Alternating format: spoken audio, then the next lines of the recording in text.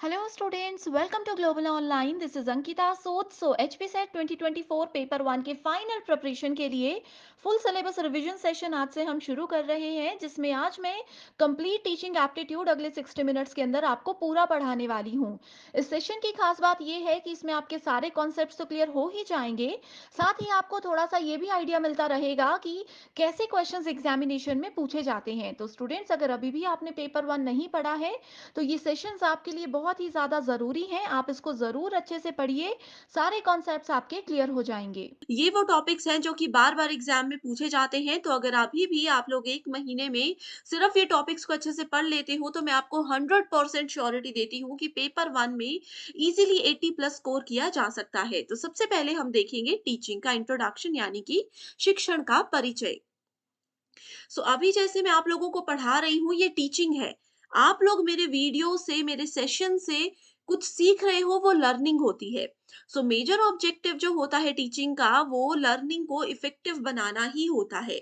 अब एक teacher, as a teacher आप लोगों की ये रिस्पॉन्सिबिलिटी होती है कि आप कुछ भी पढ़ा रहे हो, वो एक ऐसे लेवल पर पढ़ाओ, एक ऐसे तरीके से पढ़ाओ कि जो भी आपके स्टूडेंट्स हैं या जो भी आपके लर्नर्स हैं, वो उस चीज को अच्छे से समझ भी जाएं एंड एक्चुअल में एग्जामिनेशन के लिए वो चीजें इंपॉर्टेंट भी हो। So main objective of effective teaching is learning.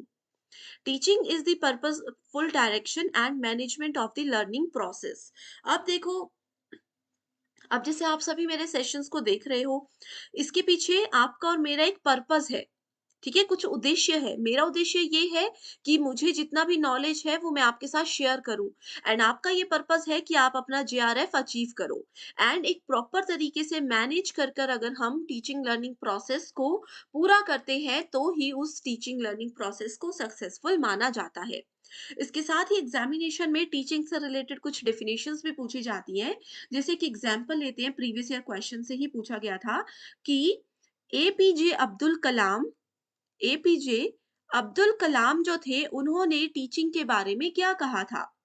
उन्होंने कहा था कि टीचिंग एक बहुत ही ज़्यादा नोबल प्रोफ़ेशन है, जो कि किसी भी स्टूडेंट की, किसी भी पर्सन के फ्यूचर को एक अच्छा कैरेक्टर देता है, एक अच्छी शेप में लेकर आता है, उनका कैलिबर बढ़ाने में मदद करता है। तो इस तरीके से आपको कुछ डेफिनेशंस दी हो सकती हैं एंड पूछा जा सकता है कि किन्होंने ये स्टेटमेंट कही थी। तो जब भी नोबल प्रोफ़ेशन की बात आए, जिससे कि एक पर्सन के फ्यूचर को हम बदल सकें, वो कहा था एपीजे अब्दुल कलाम जी ने। ओके, इसी के साथ अब आता है नेक्स्ट पॉइंट, जिसमें कहा है teaching is a process of providing opportunities for students to produce relatively permanent change through engagement in experiences provided by the teachers. ठीक है, सो जो भी अपने एक्सपीरियंस से टीचर्स उनको चीजें देते हैं, नॉलेज देते हैं, स्टूडेंट्स कैसे उन सब चीज को इस्तेमाल करके अपने बिहेवियर में एक परमानेंट चेंज, एक पॉजिटिव चेंज ला सकते हैं। इसके बाद एक जो नेक्स्ट नया कॉन्सेप्ट आया है, वो है एजुकेशन से रिलेटेड। सो एजुकेशन को लेकर के कौन से फिलोसोफर ने क्या बातें कही थी, ये बहुत बार एग्जाम में आता है। जैसे कि स्वामी विवेकानंद जी ने कहा था, education as the manifestation of perfection already in man.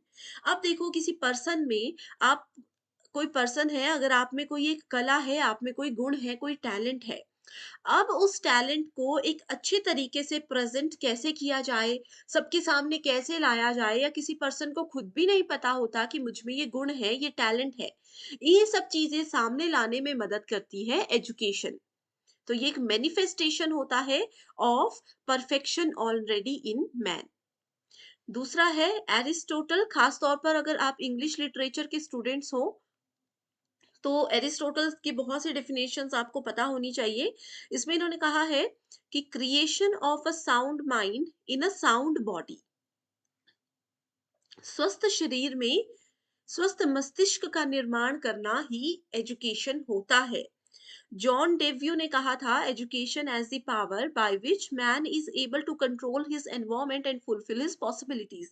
अब देखो, सिंपल सी लैंग्वेज में मैं चीजें बताती हूँ आपको। आपके सामने एक एजुकेटेड पर्सन है और एक अनएजुकेटेड पर्सन है। आप दोनों पर्सन को सेम टास्क दे रहे हो सकता है जो कम एजुकेटेड है या अनएजुकेटेड लोग हैं वो भी उस टास्क को पूरा कर लें, लेकिन उनका किसी चीज को प्रेजेंट करने का तरीका क्या हो सकता है, किसी चीज से डील करने का तरीका क्या हो सकता है, ये बहुत डिफरेंट होता है। तो इसीलिए एजुकेशन बहुत ज्यादा इंपॉर्टेंट भी है, एंड बहुत से फिलोसोफर्स ने एजुकेशन की अलग अलग डेफिनेशंस भी दी हुई हैं। स्वामी विवेकानंद की एक और डेफिनेशन ये भी है कि he defines education is the manifestation. ठीक है, ये जो मैंने आपको बताया ये बहुत बार एग्जाम में आया है कि manifestation of perfection already in man. Okay, students examination में बहुत कम टाइम बाकी है, एंड ऐसे में अगर अभी भी आपने पेपर 1 की तैयारी नहीं की है तो आपके लिए कंप्लीट कोर्स हम लेकर आए हैं, जहां पर आपको डेली 3 लाइव लेक्चर्स हम प्रोवाइड करवाते हैं, जिसकी हेल्प से एग्जाम से पहले आपका पूरा सिलेबस कवर हो जाएगा।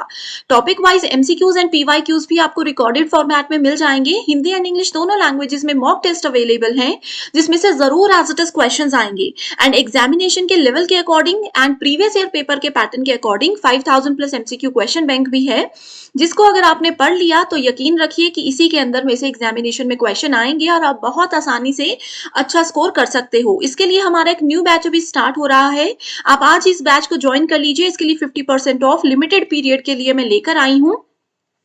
एंड स्टूडेंट्स फ्री वीडियोस देखना चाहते हो तो ग्लोबल ऑनलाइन ऐप को जरूर डाउनलोड कीजिए। स्टोर सेक्शन पर सर्च बार में कोर्स का नाम लिखना है।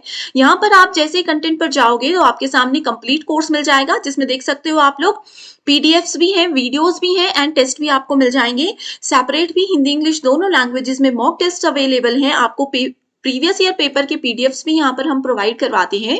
बस आपको गिवन नंबर्स पर कांटेक्ट करना है और इसकी सारी इंफॉर्मेशन मिल जाएगी। इसके अलावा स्टूडेंट्स अगर आप चाहते हो कि सिर्फ ये 5000 प्लस क्वेश्चन बैंक को एक्सेस करें क्योंकि टाइम कम है, तो आप सिर्फ ये पीडीएफ भी ले सकते हो। कोई भी डाउट है तो गिवन नंबर्स पर आप व्हाट्सएप के जरिए हमसे बात कर सकते हो। इसी के साथ अब बात करते हैं तीसरे इंपॉर्टेंट टॉपिक की, जिसका नाम है major philosophies and approaches in education. ये टॉपिक आपको सिलेबस में नहीं मिलेगा, लेकिन इसमें से श्योर क्वेश्चंस आते ही हैं। तो सबसे पहला है three bases of education. So education के थ्री बेसिस होते हैं। तीन चीजों पर एजुकेशन निर्भर करता है। पहला है फिलॉसफी, दूसरा है साइकोलॉजी, साइकोलॉजी ठीक है, और तीसरा आ जाता है हमारे पास सोशल नीड्स।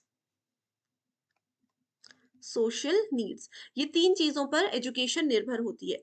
इसमें सबसे पहले फिलॉसफी हमें बताती है कि वाई। अगर एजुकेशन में किसी चीज का आपको आंसर नहीं मिल रहा, आपके दिमाग में क्वेश्चन है कि हम ये क्यों पढ़ रहे हैं, क्या इसका रीजन है, तो एजुकेशन के बेसिस में फिलॉसफी आपको इसका आंसर जानने में मदद करती है। साइकोलॉजी बताती है हाउ, कि किसी प्रॉब्लम से कैसे बाहर निकला जाए, वो साइकोलॉजी के अंदर आता है। एंड सोशल नीड्स बताती है व्हाट, कि आपकी क्या नीड्स है एंड कैसे उसको फुलफिल किया जा सकता है। तो ये तीन है बेसिस ऑफ एजुकेशन। ओके, इसके बाद यहाँ पर स्टूडेंट्स एक और क्वेश्चन एग्जाम में आता है कि फादर ऑफ एजुकेशन किसको कहा गया है। ये क्वेश्चन बहुत बार एग्जाम में आया है। इसका आंसर मुझे कमेंट करके बताइए। अगर नहीं पता है तो भी मुझे बता दीजिएगा, मैं आपका रिप्लाई कमेंट में ही कर दूंगी। ठीक है, अगला है आइडियलिज्म। आइडियलिज्म को बोला जाता है आदर्शवाद। ओके, आदर्शवाद हमें ये बोलता है कि जो भी गॉड होता है, कई लोग आपने देखे होंगे ना वो आदर्शवादी होते हैं। उनका कहना होता है कि जो हमारे स्पिरिचुअलिज्म वाली चीजें होती है, जो हमारे भगवान के द्वारा कही गई बातें हैं, गीता में कही गई बातें हैं, सिर्फ वही सत्य है। इसके अलावा इंसान जो कहते हैं वो कुछ भी सत्य नहीं है। अब कई लोग ऐसा मानते हैं कि समय के साथ साथ हमें भी जीवन में परिवर्तन लाने चाहिए, लेकिन आइडियलिज्म ये कहता है कि जो चीजें स्पिरिचुअल होती हैं, जो चीजें गॉड से रिलेटेड होती हैं, उनमें कभी भी बदलाव नहीं लाए जा सकते। उनमें जो लिखा है उसी को हमेशा फॉलो किया जाना चाहिए। That is called idealism. इसकी एक बेसिक टर्म है, वो है माइंड एंड सेल्फ। तो यहाँ पर जो भी आपको ये टर्म नजर आती है, जहां पर भी ये टर्म आपको नजर आती है, आपने डायरेक्टली आइडियलिज्म को ही करेक्ट आंसर आइडेंटिफाई कर लेना है। ठीक है, इसमें कहा है कि जो भी चीजें इस संसार में बनाई गई हैं, भगवान के द्वारा ही बनाई गई है। असली नॉलेज जो होता है इंसान का, वो उसके माइंड से ही उसको मिलता है। आसपास के लोगों से जो चीजें सीखी जाती है वो टेम्परेरी होती हैं। ये सब चीजें आइडियलिज्म में कही गई हैं। एंड आइडियलिज्म के बारे में किस-किस ने कहा है, तो इसके बारे में सबसे पहले तो प्लेटो ने भी डेफिनिशंस दी थी, ये एक फिलोसोफर का नाम है। इसके बाद स्वामी दयानंद जी हैं, स्वामी विवेकानंद जी हैं और श्री अरबिंदो हैं। ये सब आइडियलिज्म के मेन प्रोपोनेंट थे, इनका नाम एग्ज़ाम में ज़रूर पूछे जाते हैं। और साथ में इन सब का ये मानना था कि हमारी जो स्पिरिचुअल बुक्स होती हैं, उनमें जो भी चीज़ें कही है वो निरपेक्ष है, यानी कि एब्सोल्यूट है और बिल्कुल इटर्नल है और अनचेंजिंग है, जिनको किसी भी हालत में कोई भी इंसान बदल नहीं सकता। एंड एजुकेशन के साथ अगर इसको रिलेट करने की बात की जाए, तो इसमें कहा जाता है कि इसमें हमेशा मॉरल एंड वैल्यू एजुकेशन पर ही ध्यान दिया जाता था कि किस पर्सन के लिए कौन सी चीज़ एक्चुअल में इम्पोर्टेंट थी, वो चीज़ें यहाँ पर सिखाई जाती थी। सो ये जितने भी पॉइंट्स मैंने बताए, ये प्रीवियस ईयर क्वेश्चन से ही लेकर आई हूँ, ठीक है? इसके बाद अगला आ जाता है नेचुरलिज्म यानी कि प्रकृतिवाद। नेचुरलिज्म आइडियलिज्म का बिल्कुल ऑपोजिट है। ये कहता है कि nature alone represents the entire reality. Environment से ही हम सीखते हैं, हमारे आसपास के जो लोग हैं उन्हीं से हम सीखते हैं, उनका जो बिहेवियर है, उनका जो तरीका है, वही एक इंसान फॉलो करता है। Education should be according to nature of child. ये भी इसमें कहा गया है कि एक पर्सन का, अब कोई बच्चा है, हमें पता है, बचपन से पता चल जाता है कि किस बच्चे की कितनी कैपेबिलिटीज है सीखने की। तो उनकी कैपेबिलिटीज, उनके नेचर, उनके इंटरेस्ट के अकॉर्डिंग ही उनको उस लेवल पर सिखाया जाना चाहिए, ये नेचुरलिज्म बोलता है। प्रेग्मेटिज्म का मतलब होता है लर्निंग बाय डूइंग, प्रैक्टिस। प्रेग्मेटिज्म को प्रैक्टिस से ज़रूर याद रख सकते हो। इसका मतलब मैंने अब बताया, लर्निंग बाय डूइंग। ये as it is question exam में ना जाने कितनी बार आया है, ठीक है? कि जितनी ज़्यादा आप किसी चीज़ की प्रैक्टिस करते हो, जितना ज़्यादा उसको एक्शन में लेकर आते हो, प्रैक्टिकल करते हो, उतना ज़्यादा आप ईज़िली अच्छे से चीज़ों को समझ सकते हो।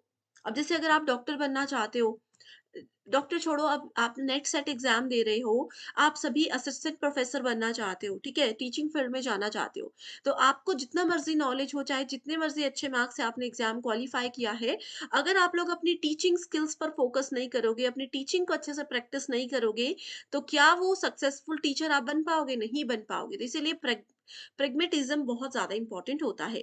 अगला है constructivism. Okay, so constructivism actively construct the knowledge. इसमें बोला है कि लर्नर जो होते हैं, स्टूडेंट जो होते हैं, वो एक्टिवली किसी चीज में पार्टिसिपेट करते हैं और खुद से नॉलेज लेकर आते हैं। अब छोटे बच्चे ही देख लो, उनको हर चीज हम सिखाते नहीं है, बहुत सी चीजें ऐसी होती है जो हमें सरप्राइज वो कर देते हैं कि ये इनको किसने सिखाया। तो कंस्ट्रक्टिविज्म वो लोग फॉलो करते हैं, ठीक है? अगर हम जीन पाइगेट की बात करें, उनका ये कहना है कि कंस्ट्रक्टिविज्म एक बहुत इंपॉर्टेंट पॉइंट होता है। जो पर्सन खुद से किसी चीज को कंस्ट्रक्ट करके चीजें समझता है, वो जिंदगी में कभी भी नहीं भूलता। अब जैसे मेरी ये एक आदत है कि कोई अगर पढ़ा रहा हो, मैं कभी उनसे नहीं समझ पाती, बेसिक्स क्लियर कर लूंगी, लेकिन याद मैं अपने रूल्स के हिसाब से करती हूँ, अपने ट्रिक्स के अकॉर्डिंग करती हूँ। तो वो कंस्ट्रक्टिविज्म है एंड वो ट्रिक्स ऐसे होते हैं जो इंसान कभी भी नहीं भूलता। अगला है ह्यूमैनिज्म। ओके, ह्यूमैनिज्म बोलता है ह्यूमन लाइफ और उनके गोल्स जो होते हैं, उससे रिलेटेड यहाँ पर बात की जाती है। अब हर एक पर्सन है, सबके अलग अलग रूल्स हैं, सबके अलग अलग गोल्स हैं, तो वो ह्यूमैनिज्म के अंदर आता है, ठीक है? ये पूरी तरह से निर्भर करता है सेल्फ एक्चुअलाइजेशन पर।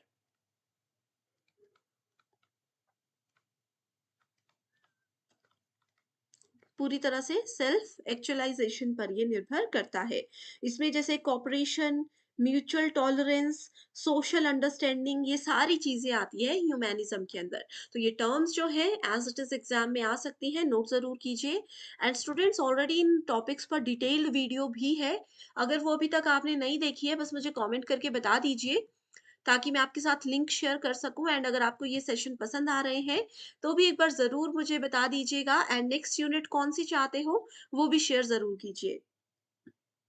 अगला है रैशनलिज्म यानी कि तर्कवाद।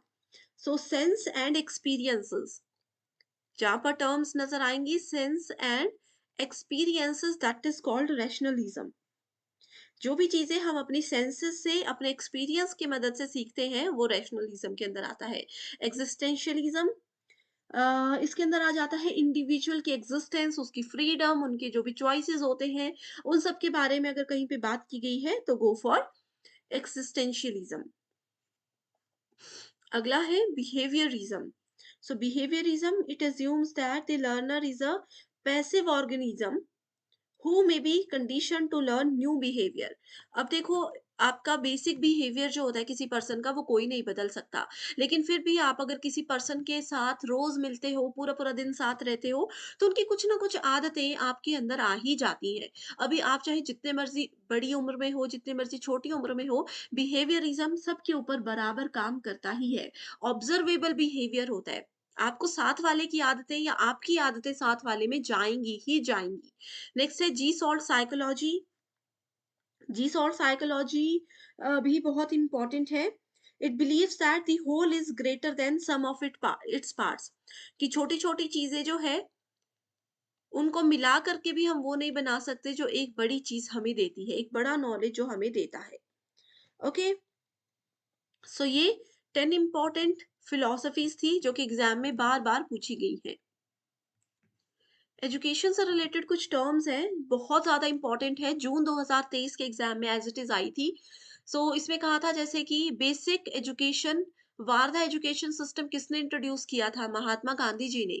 Learning to take place in nature and from nature, जैसे मैंने नेचुरलिज्म हमने पढ़ा, है ना, वही चीज है। वो किसने दिया है? रविंद्रनाथ टैगोर ने ये स्टेटमेंट दी है नेचुरलिज्म के बारे में। रविंद्रनाथ टैगोर ने हमें बताया है। Integral education, Shri Aurobindo. Focus on spiritual aspects of Indian philosophy, जो भी हमारे स्पिरिचुअल चीजें हैं इंडियन फिलोसफी के हिसाब से उन पर फोकस किया जाए, ये कहा था डॉक्टर सर्वपल्ली राधाकृष्णन ने। एज इट इज आई थी स्टेटमेंट्स, फटाफट इसको नोट कर लीजिए, फटाफट पढ़ लीजिए। श्योर है कि एक क्वेश्चन आएगा ही आएगा, ठीक है। Okay, next we have basic teaching models, जो कि बहुत ज्यादा इंटरेस्टिंग सेक्शन है। पेडागॉजी है सबसे पहले। पेडागॉजी मॉडल जो होता है, ये एक बेसिक और पारंपरिक यानी कि कन्वेंशनल मॉडल होता है। ये सिर्फ और सिर्फ फोकस करता है art and science of teaching पर।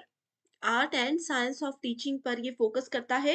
एंड एग्जामिनेशन में जो इसमें से क्वेश्चन आता है वो है कि स्टेप्स क्या होते हैं पेडागॉजी मॉडल के, यानी कि शिक्षा शास्त्र मॉडल के कितने और कौन कौन से स्टेप्स होते हैं। इसमें बेसिकली 5 स्टेप्स होते हैं। सबसे पहला है प्रिपरेशन, उसके बाद है प्रेजेंटेशन। पहला है प्रिपरेशन, यानी कि किसी चीज को कैसे आप प्रिपेयर करते हो। दूसरा है कैसे किसी चीज को आप प्रेजेंट करते हो। उसके बाद है एसोसिएशन, यानी कि जिस जगह पर आप उस चीज को प्रेजेंट कर रहे हो, कैसे उसको एसोसिएट करके लिंक करके वहां पर रिप्रेजेंट करना है। उसके बाद अगला आ जाता है जर्नलाइजेशन। एंड लास्ट आ जाता है एप्लीकेशन। ये है 5 स्टेप पेडागॉजी मॉडल के, ठीक है। यहाँ से एग्जाम में क्वेश्चंस आते हैं।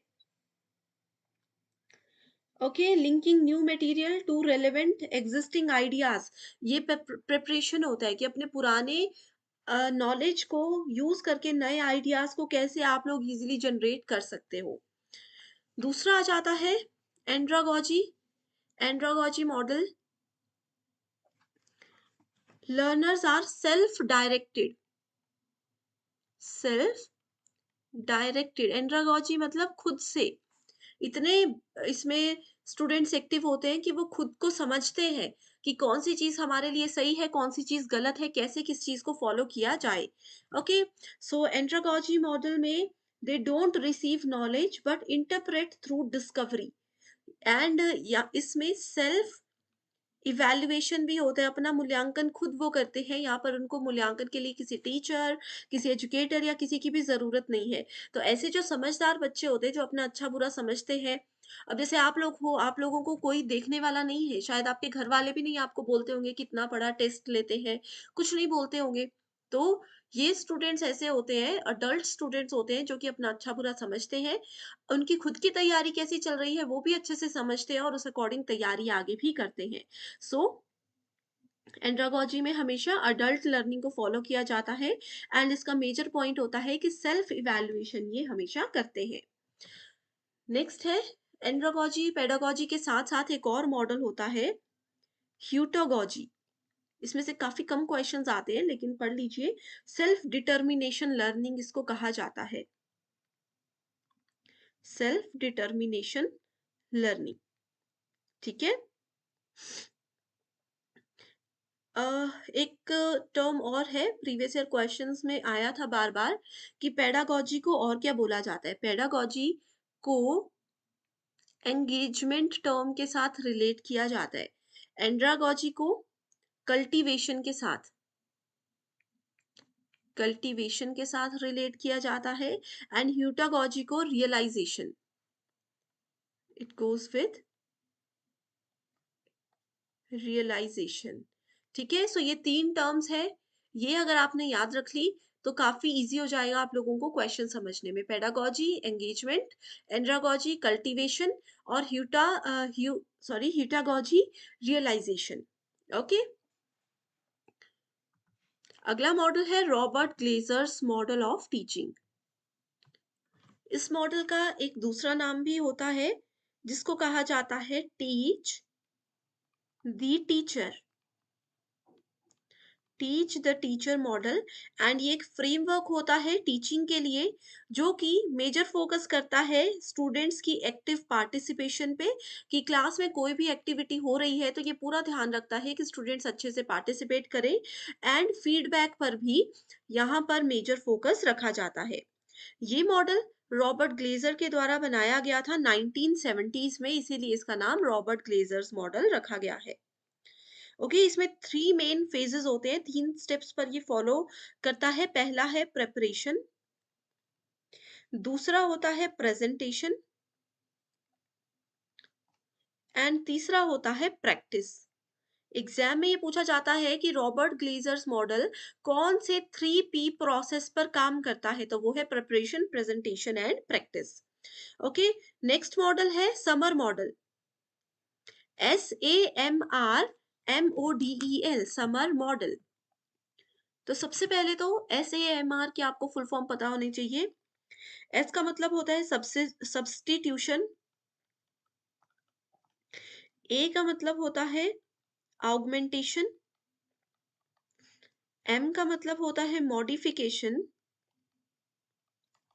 And R stands for redefinition. R stands for redefinition here, ठीक है? सो ये इसकी फुल फॉर्म है। This framework provides this is basically provided for educators, जहाँ पर मल्टीपल इंटीग्रेटेड लेवल्स होते हैं, एंड ये चीज़ का ध्यान रखा जाता है कि जितने भी इंटीग्रेटेड लेवल्स होते हैं, इन पर अच्छे से क्लासरूम में फोकस किया जाए, ठीक है? सो एग्जाम में सिर्फ इसकी फुल फॉर्म ही पहले पूछी जा सकती है, इससे ज़्यादा कुछ नहीं पूछा जाता। सब्स्टिट्यूशन में बेसिकली फोकस किया जाता है कि यहाँ पर कैसे हम लोग टेक्नोलॉजी का यूज़ करें। Technology here acts as a direct tool substitute with no functional change, जैसे कि गूगल अर्थ, ये सब चीज़ों को हम यूज़ करते हैं। ऑगमेंटेशन होता है, यहाँ पर टेक्नोलॉजी का यूज़ किया जाता है एज डायरेक्ट टूल सब्स्टिट्यूट, ठीक है? ये होता है डायरेक्ट टूल सब्स्टिट्यूट, यहाँ पर भी डायरेक्ट टूल सब्स्टिट्यूट के रूप में यूज़ किया जाता है, स्पेशली फॉर फंक्शनल इम्प्रूवमेंट्स। उसके बाद आता है मॉडिफिकेशन, यहाँ पर टेक्नोलॉजी को अलाउ किया जाता है फॉर टास्क रीडिजाइन, किसी भी टास्क को वापस चेंज करना चाहते हैं, रीडिजाइन करना चाहते हैं, तो मॉडिफिकेशन यूज होता है। एंड रीडेफिनेशन हमें कहता है कि इस केस में, इस स्टेप में टेक्नोलॉजी को हम परमिशन देते हैं for the creation of new task, and previously in incompleted task को भी कंप्लीट किया जाता है और न्यू टास्क को भी यहाँ पर क्रिएट किया जाता है। ओके, इसके अगला मॉडल है मेरिल्स प्रिंसिपल ऑफ इंस्ट्रक्शन। सो ये जो टास्क होता है, सॉरी, ये जो प्रिंसिपल हो, इसके अंदर 5 चीजें आ जाती है, ठीक है? सबसे पहला है कि ये टास्क सेंटर्ड होता है, टास्क सेंटर्ड रहता है। इसके बाद इसमें एक्टिवेशन आता है, उसके बाद आ जाता है demonstration, then we have application and integration.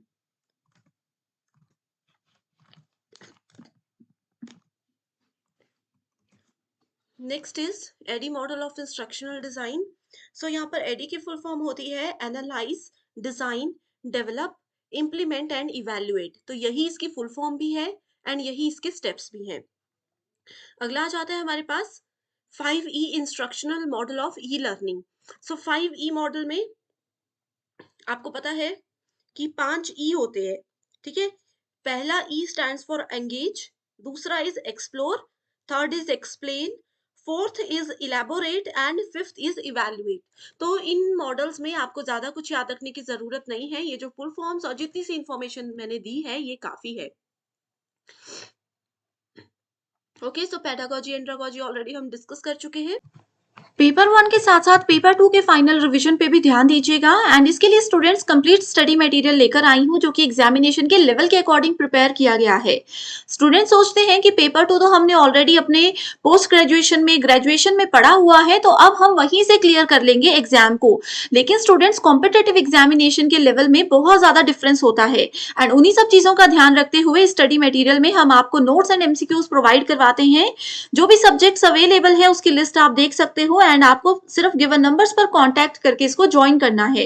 ये स्टडी मटेरियल ना सिर्फ इस एग्जामिनेशन को क्वालिफाई करने में बल्कि इसके बाद जो आपका इंटरव्यू होगा उसको क्वालिफाई करने में भी आपको बहुत मदद करेगा एंड आपको इसके लिए सिर्फ एक ही बार फीस देनी है 1280 रुपए। पीडीएफ फॉर्मेट में ये आपको मिल जाएगा तो आप इसको लाइफ टाइम के लिए यूज कर सकते हो। नेक्स्ट है हमारे पास nature and characteristics of teaching.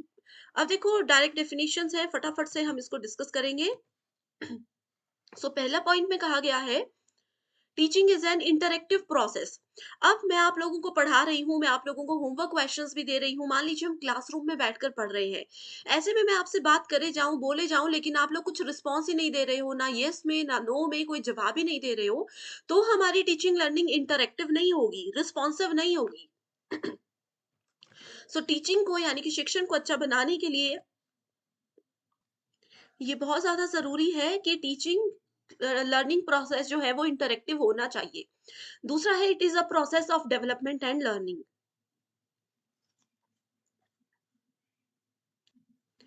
अब ऐसे में क्या हो रहा है, मैं आप लोगों को कुछ पढ़ा रही हूँ, टीचिंग चल रही है, आप लोगों की डेवलपमेंट भी हो रही है, कुछ नया भी सीख रहे हो और लर्न भी कर रहे हो। Next point is teaching causes a change in behaviour. अब मैं आपको कुछ पढ़ा रही हूँ, ऐसा नहीं है कि आप एकदम से ही एक क्लास के बाद ही बिहेवियर चेंज हो जाएगा, लेकिन अगर अगर अच्छी टीचिंग आपके साथ हो रही है, आप एक अच्छे लर्नर हो, अच्छे से चीजों को समझ रहे हो, तो आपके बिहेवियर में चेंज होना भी निश्चित है। एक पॉजिटिव चेंज की यहाँ पर बात हो रही है। टीचिंग एक कला है, साथ ही एक विज्ञान भी है। अब किसी पर्सन को नॉलेज बहुत ज्यादा है लेकिन वो अपनी बात प्रेजेंट नहीं कर पा रहा, वो अपना नॉलेज बच्चों के साथ शेयर करके उनको चीजें नहीं समझा पा रहे, तो इसका मतलब है कि वो टीचिंग बेस्ट नहीं है, क्योंकि उनके पास टीचिंग का आर्ट नहीं है। और साइंस इसमें ये कहता है कि किस लेवल के स्टूडेंट्स को आप क्या पढ़ा रहे हो, वो बहुत ज्यादा इंपॉर्टेंट है। अगर छोटे बच्चों को मैं इतनी फास्ट, इतनी ज्यादा जल्दी जल्दी कुछ चीजें पढ़ाऊं तो वो समझ पाएंगे, नहीं समझ पाएंगे। ठीक है, एंड आप लोगों को इतने बड़े जो यूजीसी नेट और सेट एग्जाम की तैयारी कर रहे स्टूडेंट्स हैं, आप लोगों को अगर मैं बिल्कुल छोटे बच्चों की तरह एक एक चीज बोर्ड पे लिख कर पढ़ाऊं तो वो भी एक गलत तरीका हो जाएगा पढ़ाने का। सो इसीलिए टीचिंग को आर्ट और साइंस कहा गया है। फेस टू फेस एनकाउंटर है, लेकिन यहाँ पर क्योंकि ऑनलाइन क्लासेस चल रही है तो ये वाला पॉइंट सब जगह भी एप्लीकेबल नहीं होता। Teaching is observable, measurable and modifiable skilled occupation. किसी पर्सन के पास टीचिंग का स्किल होना बहुत जरूरी है, कैसे बात प्रेजेंट करनी है। कई लोगों को शौक भी होता है, नॉलेज भी होता है, टीचिंग स्किल्स भी होती है, लेकिन और भी बहुत सी चीजें हो जाती हैं, स्किल्ड ऑक्यूपेशन यानी कि और भी चीजें हो जाती है कि वो अपनी बात प्रेजेंट नहीं कर पाते। तो इसीलिए एक स्किल्ड पर्सन ही एक टीचर बन सकते हैं। Teaching is both a conscious and N unconscious process. Memory level से रिफ्लेक्टिव लेवल पर काम करता है, ये हम अभी आगे डिस्कस करेंगे डिटेल में। टीचिंग के साथ साथ कुछ चीजें और होती है, training, conditioning, instruction and indoctrination. ये टॉपिक में से पहले क्वेश्चंस आते थे, अभी नहीं आते, तो इसको आप इग्नोर कर सकते हो। सो लेवल होते हैं टीचिंग के तीन, ठीक है। स्मृति स्तर का शिक्षण जिसको मेमोरी लेवल ऑफ टीचिंग बोला जाता है, दूसरा है बोध स्तर का शिक्षण जिसको कि अंडरस्टैंडिंग लेवल ऑफ टीचिंग कहा जाता है, और अगला है चिंतन जिसको कि रिफ्लेक्टिव लेवल ऑफ टीचिंग कहा जाता है। सो ये तीन लेवल्स बहुत इंपॉर्टेंट होते हैं। अब देखो इस टेबल को याद रख लो, सारे क्वेश्चंस इजीली सॉल्व हो जाएंगे। सो मेमोरी लेवल सबसे लोएस्ट लेवल होता है, सबसे छोटा लेवल होता है, जिससे छोटे बच्चों को रोट लर्निंग करवाई जाती है, रट्टा मार कर चीजें पढ़ाई जाती हैं। That is taken under memory level. तो ये हार्वर्ड के द्वारा प्रेजेंट किया गया था। रोट लर्निंग होती है, बच्चे को हम बोलेंगे ए फॉर एप्पल, तो वो रट्टा मारकर ए फॉर एप्पल याद रख लेंगे, उनको शायद पता भी नहीं होगा कि एप्पल होता क्या है, क्या उसका यूज है, तो वो थॉटलेस होती है। ओरल और रिटन टेस्ट इसमें लिए जाते हैं, लोअर क्लासेस में होते हैं, टीचर सेंटर्ड होते हैं, जो टीचर पढ़ाना चाहें, जैसे टीचर पढ़ाना चाहें, क्योंकि बच्चे को इस लेवल पर कुछ भी पता नहीं होता है। Next is understanding level of teacher teaching. ये मिडिल लेवल होता है टीचिंग का, जिसको कि मॉरिसन के द्वारा प्रेजेंट किया गया था। ये थॉटफुल होता है। Mastery of subjects by developing understanding. ठीक है, यहाँ पर क्या था, जैसे बच्चे को एबीसीडी सिखाई गई फटाफट से, यहाँ पर बच्चों को एबीसीडी का मीनिंग बताया जाएगा कि ए फॉर एप्पल होता है, एप्पल एक फ्रूट होता है, इसको खाया जाता है। तो अंडरस्टैंडिंग लेवल में मेमोरी लेवल के नॉलेज को एक अपर लेवल पर ले जाकर चीजों को डिटेल में एक्सप्लेन किया जाता है। इसमें बच्चे थोड़ा बहुत चीजों को सोचना समझना शुरू कर देते हैं, लेकिन फिर भी ये टीचर सेंटर्ड ही होता है, क्योंकि इसमें बच्चे अपने आप से कुछ नहीं सीखते, जो टीचर करवाएंगे, जो टीचर समझाएंगे वही रहता है। हाईएस्ट लेवल होता है reflective level. Reflective level Hunt के द्वारा बनाया गया था। इनके मेन प्रोपोनेंट हंट थे। Use of knowledge and research skills to solve real life problems. So अभी तक देखो, अंडरस्टैंडिंग लेवल और मेमोरी लेवल में आपने जो कुछ भी नॉलेज कलेक्ट किया, उस नॉलेज को कहाँ पर यूज करना है रियल लाइफ में, कैसे उसको इस्तेमाल करके कुछ नया बनाना है, कुछ नया सीखना है, वो आता है रिफ्लेक्टिव लेवल के अंदर। ओके, सो देखो स्टूडेंट्स, यही चीजें हैं, जैसे आप लोगों ने बचपन में कुछ चीजें पढ़ी है, ड्राइंग सीखी होगी, बचपन में ड्राइविंग सीखी, किसी ने कुछ साल पहले ड्राइविंग सीखी होगी। इमरजेंसी में कब वो चीजें कहाँ पर काम आ जाए वो हमें नहीं पता होता। तो रिफ्लेक्टिव लेवल हमें यही बोलता है कि जो भी हमारा नॉलेज है, जो भी हमारे दिमाग में हमने अंडरस्टैंडिंग और मेमोरी लेवल में सीखा है, उसको रियल लाइफ सिचुएशंस में प्रॉब्लम को सॉल्व करने के लिए यूज किया जाता है, और ये होता है सेंटर्ड, लर्नर सेंटर्ड। डेमोक्रेटिक होता है रोल, जो कि बहुत ही ज्यादा एक्टिव रोल रहता है स्टूडेंट्स का। ये देखो क्वेश्चन है, which of the following level of teaching lay stress on critical shifting of ideas at the highest cognitive level. So highest cognitive level क्या होता है, रिफ्लेक्टिव लेवल होता है। तो यहाँ पर करेक्ट आंसर क्या है, ऑप्शन नंबर 3। ऐसे क्वेश्चंस एग्जाम में आते हैं। Okay, so next model is very very important and very very interesting, that is Bloom's taxonomy. So Bloom's taxonomy के बिना कोई भी एग्जाम पूरा नहीं होता, ठीक है। सो ब्लूम्स टेक्सोनॉमी, देखो ब्लूम ने कहा था कि जो 3 लेवल्स है टीचिंग के, इससे कुछ काम नहीं चलेगा, हमें हमारी टीचिंग लर्निंग को बहुत सारे डोमेन्स में डिवाइड करना पड़ेगा। इसीलिए ब्लूम ने अपने हिसाब से अपनी टेक्सोनॉमी को 3 हिस्सों में वर्गीकृत किया था, 3 हिस्सों में बांटा था। पहला है कॉग्निटिव डायमेंशन। यहाँ पर देखो ब्लूम ने सबसे पहले 2001 में कॉग्निटिव डोमेन दिया। कॉग्निटिव का मतलब होता है मेंटल एबिलिटीज। किसी की भी मेंटल पावर, मेंटल एबिलिटीज की अगर बात की जाए, that is always related to cognitive. So उनके हिसाब से उन्होंने सिर्फ एक ही डोमेन में इसको 6 हिस्सों में बांटा था। पहला ये कहा था कि सबसे छोटा लेवल रिमेम्बरिंग होता है। रिमेम्बरिंग का कीवर्ड है रिकॉल, ये मैं आपको आगे भी बताने वाली हूँ, ठीक है। ज्ञान, किसी चीज को कोई बच्चे सबसे पहले याद रखते हैं। अब आपने मेरे साथ बैठे हो, आप मुझे देख रहे हो ये कैसे पढ़ा रही है, कैसे पेन टैब और कैसे लैपटॉप को यूज कर रही है, तो आपने उन चीजों को याद रख लिया। उसके बाद आप उस लेवल पर, एक अपर लेवल पर उस चीज को अच्छे से समझने लग गए। फिर समझने के बाद आपने क्या किया, एक दिन उस चीज को खुद से अप्लाई किया, बिना मेरी इंफॉर्मेशन के, बिना मेरी हेल्प के उस चीज को अप्लाई किया। उसके बाद आपने एनालाइज किया कि इतना स्मूथली काम नहीं हो रहा, कहाँ पे आपने गलती की, कहाँ पर आपने गलत किया। उसके बाद आपने उसी एनालिसिस के बेस पे अपने आप को इवैल्यूएट किया, अपना मूल्यांकन किया कि जैसे मैम पढ़ा रही थी कि क्या हमने भी वैसा ही पढ़ाया? जैसे वो स्मूथली अपना लैपटॉप, अपना पेन टैब रन कर रहे थे, क्या हमने भी वैसा ही किया? तो इवैल्यूएटिंग के अंदर आता है, लास्ट में उन्होंने ये सभी पुराने नॉलेज को इस्तेमाल करके कुछ नया क्रिएट किया, that is called Bloom's taxonomy. So ये 6 फेजेस होते हैं। इसका सीक्वेंस याद रखना, एग्जाम में आपको ये ऐसे दिए होंगे, आपको अरेंज करना होगा। तो ब्लूम्स का कॉग्निटिव डोमेन ये था, लेकिन कुछ साल के बाद ब्लूम को लगा कि अभी कॉग्निटिव डोमेन को रिवाइज करने की जरूरत है, तो उन्होंने उसको रिवाइज भी कर दिया। आप इसको यहाँ पर एज इट इज पढ़ सकते हो। दूसरा डोमेन है ब्लूम का, वो है साइकोमोटर। इसमें पहला फेज़ है इमिटेशन, बेसिक लेवल की, कैसे आप किसी को देख-देख के सीखते हो, फिर खुद से करने की कोशिश करते हो, उसमें आप थोड़े प्रोएक्टिव हो जाते हो।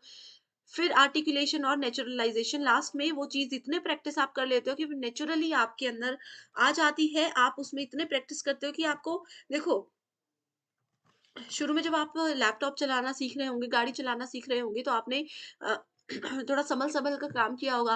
अब आपका इतना नेचुरली वो चीज़ आप में आ चुकी है कि आप कब ब्रेक लगा रहे हो, ऑटोमैटिकली आप गियर चेंज कर रहे हो, वो ये सब ब्लूम के हिसाब से है कि टीचिंग लर्निंग को ऐसे फेजेस में डिवाइड किया जाता है। और तीसरा है अफेक्टिव डोमेन, रिसीविंग फिनोमिना, पहले हम किसी चीज को रिसीव करते हैं, ज्ञान को प्राप्त करते हैं, फिर रिस्पॉन्ड करते हैं कि ये इंफॉर्मेटिव है या नहीं, फिर उसकी वैल्यू जानते हैं, उसको ऑर्गेनाइज करते हैं, फिर उसको इंटरनलाइज करते हैं, यानी कि उसको अपनाते हैं। ये ऑलरेडी चीजें डिटेल में, बहुत ही ज्यादा डिटेल में हमने डिस्कस की है, लिंक आपको मिल जाएगा। बस कमेंट कर दीजिए कि मैम ब्लूम्स टेक्सोनॉमी का लिंक दे दो, मैं फटाफट से आपके साथ सारे लिंक्स शेयर कर दूंगी। हिंदी मीडियम स्टूडेंट्स के लिए भी सेम चीजें हैं।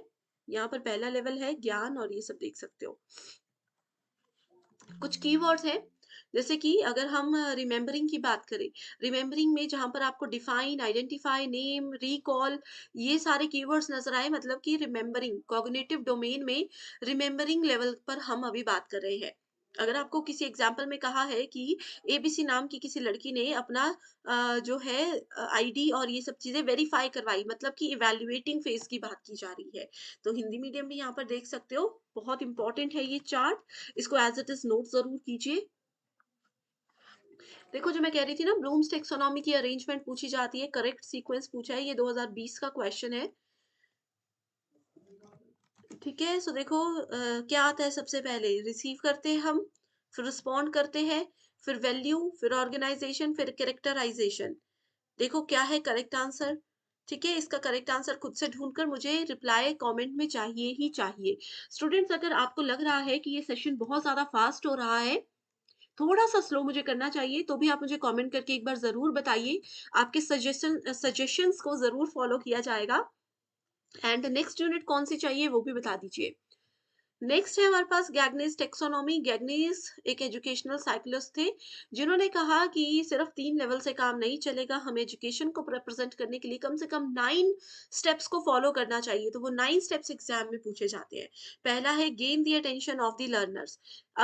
एक अच्छा टीचर बनने के लिए, खासतौर पर छोटे बच्चों की अगर यहाँ पर बात की जा रही हो, एक अच्छा टीचर बनने के लिए आपको सबसे पहले अपने स्टूडेंट्स का ध्यान अपनी तरफ लाना है।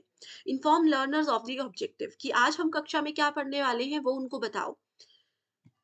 कल की क्लास में हमने क्या पढ़ा था वो पहले डिस्कस करेंगे थोड़ा सा, और आगे की क्लास में हम क्या पढ़ेंगे उस चीज को थोड़े से शॉर्ट में बताने का। ठीक है, फोर्थ स्टेप में कहा है कि प्रेजेंट द कंटेंट। अब यहाँ से आप अपनी क्लास को शुरू करो, लर्निंग गाइडेंस बताओ, स्टूडेंट्स को धीरे धीरे पढ़ाना शुरू करो, देखो कि उनको बेसिक इंट्रोडक्शन समझ आई है या नहीं, उसके बाद अगले लेवल पर जाओ। परफॉर्मेंस, उनको प्रैक्टिस, देखो कितनी वो चीज़ों को समझ पाए हैं, कितना नहीं समझ पाए हैं। उसके बाद फीडबैक भी उनको प्रोवाइड करो कि कहाँ पर कमी रह रही है, कहाँ पर वो चीज़ों को और अच्छे से समझ सकते हैं। उनकी परफॉर्मेंस को असेस करो, and enhance retention and transfer to the job. Okay, so इस तरीके से 9 स्टेप्स में इस चीज़ को गैगने ने डिवाइड किया था।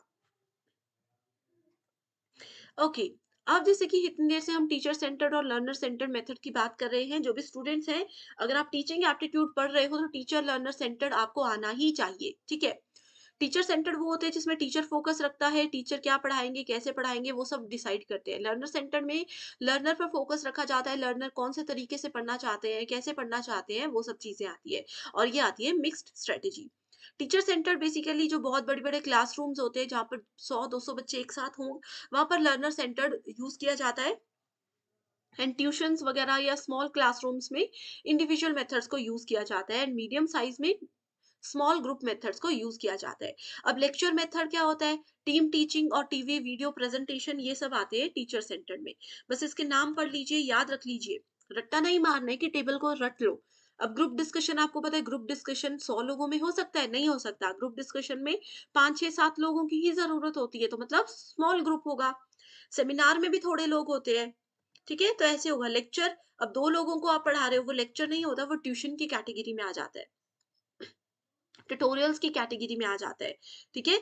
2 लोगों को पढ़ा रहे हो, वो ग्रुप डिस्कशन भी नहीं हो सकता, तो दिखती सी बात है कि लार्ज ग्रुप मेथड यानी कि टीचर सेंटर स्ट्रेटेजी ही होगी, ठीक है? तो इस तरीके से आप लोग जैसे प्रोजेक्ट दिए जाते हैं, हर एक बच्चे को इंडिविजुअल प्रोजेक्ट दिए जाते हैं ना, तो दिखती सी बात है कि ये लर्नर सेंटर्ड ही होगा, बच्चा अपने अकॉर्डिंग करेगा। असाइनमेंट हर एक बच्चा अपनी खुद बनाता है, तो इसीलिए ये लर्नर सेंटर्ड स्ट्रेटेजी है। तो अच्छे से एक-एक पॉइंट को पढ़िए, वीडियो को पॉज़ करके देखिए, तभी आपको चीज़ें क्लियर हो जाएँगी। ओके, पुराना तरीका होता है, पारंपरिक तरीका होता है शिक्षण, उसको टीचर सेंटर कहते हैं। इसमें टीचर एक्टिव होते हैं, लेकिन बच्चे ऐसे हैं कि बस बैठे हैं, सुन रहे हैं, पढ़ रहे हैं, टीचर को कोई मतलब नहीं होते। टीचर आते हैं, क्लास में पढ़ाते हैं और चले जाते हैं। ना वो स्टूडेंट से पूछेंगे समझ आया नहीं, ना वो स्टूडेंट्स को पूछेंगे इंटरेस्ट है क्लास में या नहीं। फ्लेक्सिबिलिटी नहीं होती, स्टूडेंट्स में भी इतनी पावर नहीं होती कि वो बच्चों को पूछ सके। कोई ग्रुप एक्टिविटी नहीं है, एक टीचर है, क्लास में आ रहे हैं, पढ़ा रहे हैं और चले जा रहे हैं।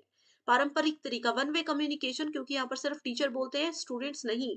लेक्चर, टीम टीचिंग, ये सब इसके अंदर आता है। लर्नर सेंटर्ड मेथड मॉडर्न होता है, जिसमें स्टूडेंट्स बहुत एक्टिव होते हैं। आजकल के स्टूडेंट्स इतने एक्टिव है कि अगर आपको उनको टीचर का पढ़ाने का तरीका समझ नहीं आ रहा, तो वो सामने से भी पूछ लेते हैं कि अपना तरीका थोड़ा-सा चेंज कीजिए। या टीचर्स भी उनको सामने से पूछते हैं कि कोई दिक्कत है मेरे पढ़ाने के तरीके में, मेरी स्पीड में, तो आप बता सकते हो। जैसे मैं आपसे पूछ रही हूँ कि अगर किसी स्टूडेंट को लग रहा है कि सेशन बहुत ज़्यादा फास्ट जा रहा है, वैसे तो ये रिविज़न सेशन है, इसकी स्पीड इतनी ही होनी चाहिए क्योंकि 60 मिनट्स में आपको रिविज़न करना है, एग्ज़ाम से पहले हेल्प रहेगी, तो इसीलिए ये चीज़ें बहुत इम्पोर्टेंट है। Learner centered teaching means, it means what? It means learners are given an opportunity to construct knowledge and teacher is a guide in the learning process. Learner centered में टीचर उनकी help नहीं करते, पूरा काम करके नहीं देते, सिर्फ गाइड कर सकते हैं। जैसे आप लोग अगर पीएचडी करने जाओगे, रिसर्च आपको खुद करनी है, सिर्फ आपके जो टीचर हैं वो आपको गाइड करेंगे, थोड़ा थोड़ा आपको बताएंगे कि कहाँ पर चीजों पर ध्यान देना है। ओके, सो यहाँ पर भी आप लोग देख सकते हो, एक और क्वेश्चन है इसी के बेस पर, ये भी प्रीवियस ईयर क्वेश्चन है। Learner centred approach is not centred on teacher needs. Teacher की नीड्स के हिसाब से ये होता है, इसमें बोला नॉट सेंटर्ड, तो ये बिल्कुल सही है। The learner centred approach revolves around collaboratively determining the subject matter, बिल्कुल सही है, बिल्कुल बेसिक क्वेश्चन है। नेक्स्ट है ऑनलाइन एजुकेशनल पोर्टल्स, जिसमें सबसे पहले आता है स्वयं। तो स्वयं क्या है? स्वयं में नॉन गवर्नमेंटल ऑर्गेनाइजेशन है, डिजिटल प्रोग्राम है, प्रिंसिपल ऑफ एजुकेशन को फुलफिल करने के लिए ऑनलाइन प्लेटफॉर्म है, या किसी वेबसाइट का नेम है। तो क्या है स्वयं? मुझे कमेंट करके बताइए। ओके, स्वयं देखो एक ऑनलाइन प्लेटफॉर्म है जो कि स्टूडेंट्स के लिए फ्री एजुकेशनल प्रोग्राम्स देता है। बहुत से, देखो इसका टैगलाइन ही है, शिक्षित भारत उन्नत भारत। ओके, सो स्वयं की फुल फॉर्म एग्जाम में पूछी जाती है, जो कि है study webs of active learning for young aspiring minds.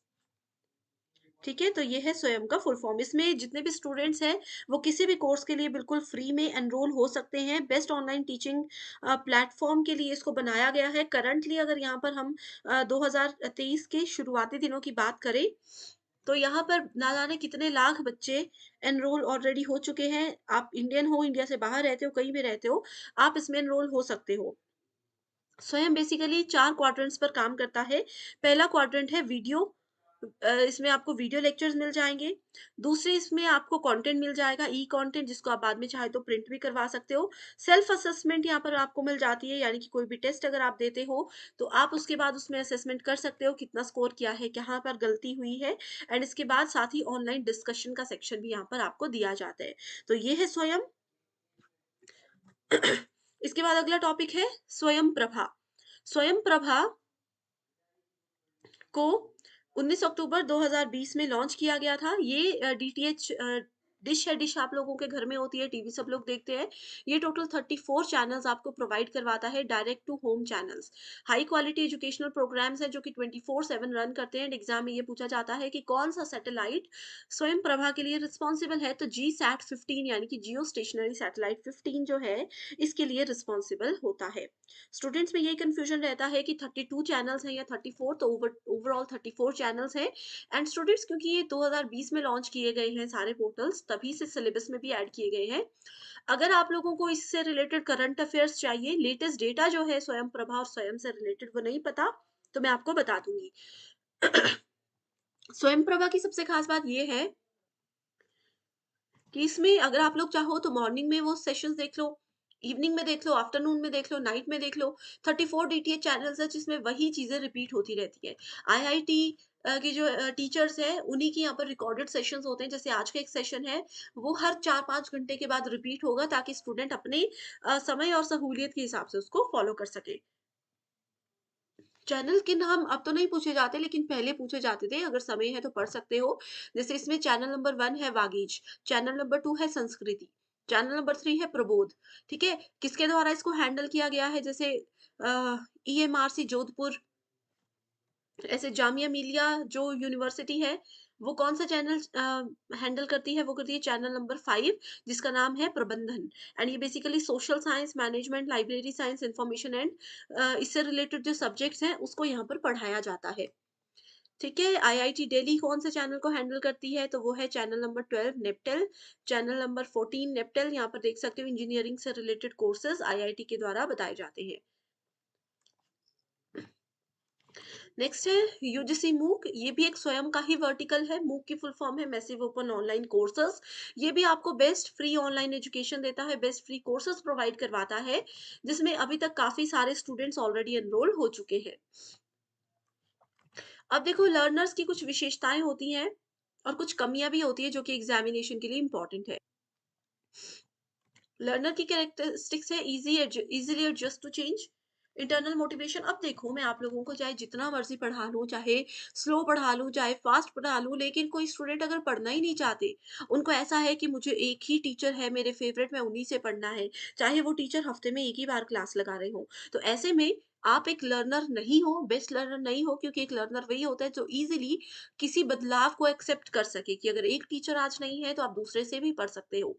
Internal motivation होना ज़रूरी है। अगर स्टूडेंट खुद से ही इंटरेस्टेड नहीं है पढ़ने में, तो उसको कोई भी पढ़ा नहीं सकता। सोशियो कल्चरल बैकग्राउंड होना चाहिए, लर्निंग पावर देख लो, सिर्फ छोटे-छोटे से पॉइंट्स हैं, ज़्यादा इसमें कुछ भी नहीं है। फैक्टर्स कौन-कौन से जो कि टीचिंग को इफ़ेक्ट करते हैं? टीचर, लर्नर और एनवायरनमेंट। अब सिर्फ 3 पॉइंट्स ऐसे नहीं है। टीचर के एंड पे कौन-कौन सी चीज़ें ऐसी हैं जो कि उनके शिक्षण को प्रभावित करती है? जैसे मान लीजिए मैं एक टीचर हूँ, मान लो कि मुझे बेसिक नॉलेज ही नहीं है, मुझे ये भी नहीं पता कि यूजीसी नेट एग्ज़ाम क्या है, क्या इससे बनते हैं, क्या इसके फ़ायदे हैं, क्या इसका सिलेबस है। तो सबसे पहला फैक्टर यही हो जाएगा हमारी टीचिंग को अफ़ेक्ट करने में। कि बच्चे मेरे पास आ गए, उनको पता है, अब मैं उनको बता ही नहीं पा रही हूँ, मुझे नॉलेज ही नहीं है, ना मुझे टॉपिक का नॉलेज है, ना मुझे सब्जेक्ट का नॉलेज है, ना मुझे सिलेबस का नॉलेज है। तो ये एक ऐसा फैक्टर हो गया, एक ऐसा कारक हो गया जो कि मेरे शिक्षण को प्रभावित कर सकता है। लर्नर के पॉइंट ऑफ व्यू से ये हो सकता है कि लर्नर इंटरेस्टेड ही नहीं है। कोई स्टूडेंट ऐसा है जो कि पायलट बनना चाहते थे, लेकिन उनके पेरेंट्स को शौक था कि हमारा बच्चा असिस्टेंट प्रोफेसर बने, और वो ज़बरदस्ती से एग्ज़ाम में आ गए। तो वो चाहे जितनी मर्ज़ी कोशिश कर ले, वो इतने इंटरेस्ट के साथ पढ़ ही नहीं पाएँगे, ईज़ीएस्ट चीज़ों को भी समझ नहीं पाएँगे। अब जैसे मैं अपने पूरे एफर्ट्स कर रही हूँ आप बच्चों को पढ़ाने के लिए कि एग्ज़ाम में कम टाइम है, स्टूडेंट्स को नहीं पता चल रहा कैसे पढ़ना, तो मैंने सोचा चलो 60 मिनट्स में आपको हर एक चीज़ दे देते हैं। तो ऐसे में स्टूडेंट्स को अगर इंटरेस्ट ही नहीं है, स्टूडेंट्स अगर ध्यान से मेरी क्लास को सुन ही नहीं रहे हैं, तो उनको इस क्लास की वैल्यू, इस क्लास की अहमियत और इसके बेनिफिट्स पता ही नहीं चलेंगे। तो ये कुछ ऐसे कारक हैं जो कि आपको सक्सेस से रोक सकते हैं। ये फैक्टर्स हैं टीचिंग के। एनवायरनमेंट में ये हो सकता है कि टीचर को भी नॉलेज है, स्टूडेंट्स भी पढ़ने में इंटरेस्टेड है, लेकिन आसपास का जो पर्यावरण है वो शांत नहीं है। आसपास शोर इतना है, गाने चल रहे हैं, बच्चे रो रहे हैं, कुछ हो रहा है कि पढ़ाई हो ही नहीं पाती। मेरे घर के आसपास इतना शोर है कि मैं अपने सेशंस रिकॉर्ड ही नहीं कर पाती। तो वो एनवायरनमेंट भी एक फैक्टर होता है, जिसकी वजह से एक टीचर, लर्नर जितने मर्ज़ी इंटरेस्टेड हो पढ़ाने में, वो नहीं उसको सक्सेसफुल कर पाते हैं। उसके बाद 2 टाइप के लर्नर्स होते हैं जिससे एग्ज़ाम में क्वेश्चन्स आते हैं, एडोलेसेंट लर्नर्स, छोटे बच्चे, और जिसको कि किशोरावस्था के बच्चे बोला जाता है। इनकी 4 कैरेक्टरिस्टिक्स होती है: academic, social, emotional and cognitive. Academics होती है जो स्कूल वगैरह से रिलेटेड है, moving from concrete to abstract, basic से थोड़े एक लेवल अप जाते हैं। मूड स्विंग्स बहुत आते हैं, छोटे बच्चे देखे नहीं, एक बात पे रो जाएँगे, एक बात पे हँस जाएँगे।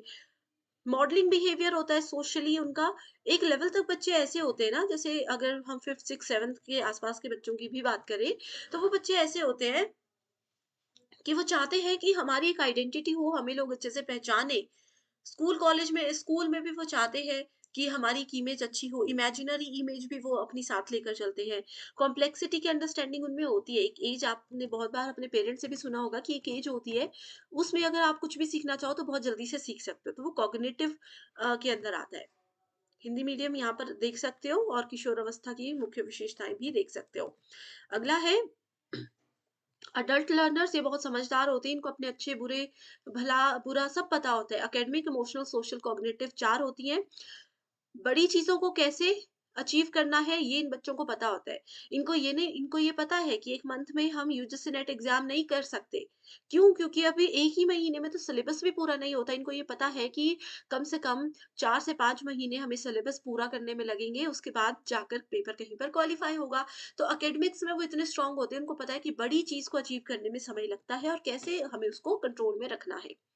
इमोशनल होता है sense of control and self directed, prefer learning community, आसपास अच्छे समझदार लोगों के साथ रहना पसंद करते हैं। अगर आपको लगता है कि आप जीवन में कुछ करना चाहते हो और आपके आसपास कोई बिगड़े हुए फ्रेंड्स आपके बन गए, तो आप धीरे धीरे उनसे बाहर निकलने लग जाओगे। ठीक है, apply new knowledge and skills, जिससे कि वो नया कुछ भी कभी भी सीख सकते हैं। ओके। सो अडल्ट लर्नर्स की कुछ विशेषताएं भी होती हैं, जैसे कि वो लीडरशिप क्वालिटीज होती है, एक्सपीरियंस होता है, अपील, रिस्पेक्ट, नोबल स्टाइल्स इनमें रहते हैं। Next is factors affecting teaching related to, ये हमने ऑलरेडी पढ़ लिया। ठीक है, हमने टीचर लर्नर सपोर्ट मटेरियल होता है, जैसे मेरे को नॉलेज भी है, आप पढ़ना भी चाहते हो, लेकिन मेरे पास लैपटॉप ही नहीं है, मैं कैसे पढ़ाऊंगी? मेरे पास व्हाइट बोर्ड ब्लैक बोर्ड ही नहीं है, मैं कैसे पढ़ाऊंगी? इंस्टीट्यूशन जहाँ पर मैं जॉब करती हूँ, जहाँ पर मैं पढ़ाती हूँ, वो मुझे फैसिलिटीज ही नहीं दे रहे, तो वो चीजें भी प्रभाव डाल सकती हैं हमारी टीचिंग लर्निंग में। एनवायरमेंट हम डिस्कस कर चुके हैं, कॉम्पिटेंसी यानी कि क्षमता। अब जैसे कि आपके सेशन के लिए मैं लगातार बिना ब्रेक के 60 मिनट से बोल रही हूँ, ठीक है, तो ये क्षमता होना भी जरूरी है। एक अच्छी टीचिंग के लिए क्या-क्या चीज़ें ज़रूरी है? डायग्नोसिस, पहले तो देखो, डायग्नोज़ करना है, आपको समझना है, ठीक है? स्टूडेंट्स की क्या, आप किसी जगह पर जा रहे हो, आपके टीचर पहले दिन आपको नहीं पढ़ाते। वो क्या करते हैं, पहले दिन सिर्फ़ ध्यान रखेंगे, इंट्रोडक्शन लेंगे, इससे वो सिर्फ़ इंट्रोडक्शन लेकर आपका नाम जानकर कुछ बड़ी चीज़ अचीव नहीं करते। वो एक्चुअल में स्टूडेंट्स को पहले दिन ऑब्ज़र्व करते हैं कि किस लेवल के बच्चे हैं, कितनी इनमें अंडरस्टैंडिंग है, किस चीज़ में इनको इंटरेस्ट है, तो वो डायग्नोसिस होता है। डायग्नोज होने के बाद, पहले दिन डायग्नोसिस के बाद दूसरे दिन से फिर लेवल जो है टीचिंग का, उस अकॉर्डिंग टीचर डिसाइड करते हैं कि क्या पढ़ाना है, कैसे पढ़ाना है, कौन सी चीजें उनके लिए जरूरी है, कैसे कैसे गाइडेंस की उनको जरूरत है, ये सब चीजें फिर उसमें देखी जाती है। Then direction, a teacher offer directional plans, एक टीचर ही एक बच्चे को अच्छा डायरेक्शन प्रोवाइड करवा सकता है, एक अच्छे से गाइड कर सकते हैं। एंड फीडबैक बहुत इंपॉर्टेंट पार्ट है, कि कहीं पर भी टीचिंग लर्निंग हो या जनरल बातचीत की अगर हम यहाँ पर बात करें, तो फीडबैक बहुत जरूरी होता है। मेथड्स ऑफ टीचिंग में ऑलरेडी हमने डिस्कस कर लिया है, online offline methods, teacher centred, learner centre, देखो ऑनलाइन मेथड ऑफलाइन में आता है, लेक्चर मेथड, डिस्कशन मेथड, ये सब चीजें। ठीक है, ऑनलाइन में हमने स्वयं स्वयं प्रभा मूक देख लिया था। लेक्चर मेथड्स होते हैं डिस्कशन में, जहाँ पर बच्चों को इकट्ठे इकट्ठे बिठा करके कोई भी टॉपिक दे दिया जाता है डिस्कशन के लिए।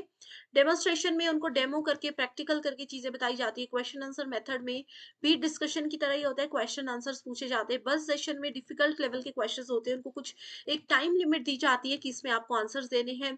ब्रेनस्टॉर्मिंग सेशन में भी एक टॉपिक ऐसा दिया जाएगा जिसके बारे में बच्चों को कुछ भी नॉलेज नहीं होता है, उनको कहा जाएगा कि खुद से नॉलेज गेन करने की कोशिश करो, खुद से इसके बारे में चीज़ें ढूँढने की कोशिश करो। और प्रोजेक्ट तो आपको पता ही है, स्कूल कॉलेज में बहुत से प्रोजेक्ट्स दिए जाते थे जो कि बच्चों को अपने एंड पर कंप्लीट करने होते थे।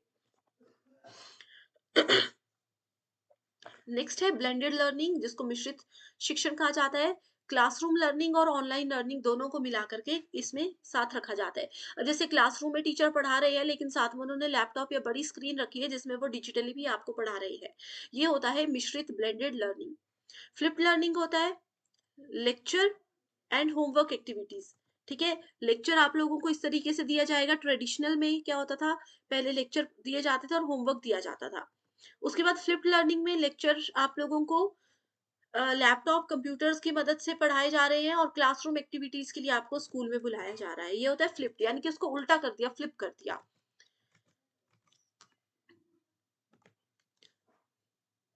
अब आता है सबसे इम्पोर्टेंट टॉपिक टीचिंग एप्टीट्यूड का, दैट इज इवैल्यूएशन सिस्टम, मूल्यांकन।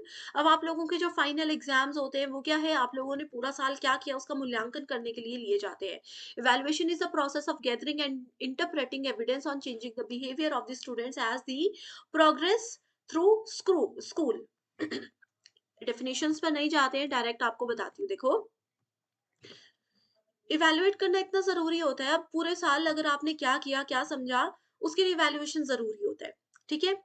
Formative evaluation and summative evaluation. Formative होता है जो कि क्लास के दौरान ही किया जाता है, ठीक है?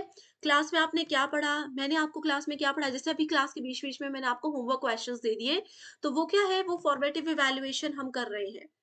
ठीक है? या क्लास के एंड में भी मैं आपको कुछ क्वेश्चंस दूँगी, वो फॉर्मेटिव इवैल्यूएशन होगा कि आप क्लास में कितने एक्टिव हो। समेटिव समरी से याद रखो, समरी कब होती है किसी भी चीज़ की, बिल्कुल लास्ट में आपके फाइनल एग्ज़ाम, आपके सेमेस्टर एग्ज़ाम, ये आपके समेटिव इवैल्यूएशन के पार्ट होते हैं। उसके बाद आ जाता है norm reference and criterion reference. इसके लिए बेस्ट एग्ज़ाम्पल यही है। नॉर्म रेफरेंस में देखो क्या हुआ, एक स्टूडेंट की परफॉर्मेंस को बाकी के स्टूडेंट्स के साथ कंपेयर किया जा रहा है।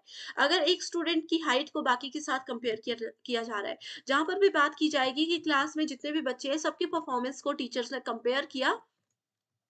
जैसे क्लास में जनरली होता है फर्स्ट, सेकंड, थर्ड, फोर्थ जो बच्चे आते हैं, वो इसी बेसिस पे तो आते हैं कि पहला जो आ गया उसके साथ बाकियों को कंपेयर करते रैंक स्टूडेंट्स को दिया जाएगा। ये होता है norm reference test. Criterion reference में क्राइटेरिया सेट कर दिया जाता है, जैसे यूजीसी नेट सेट में क्राइटेरिया है कि जिनके भी बच्चों के 40% स्कोर होगा मिनिमम, वो क्वालिफाई किए जाएंगे, ठीक है?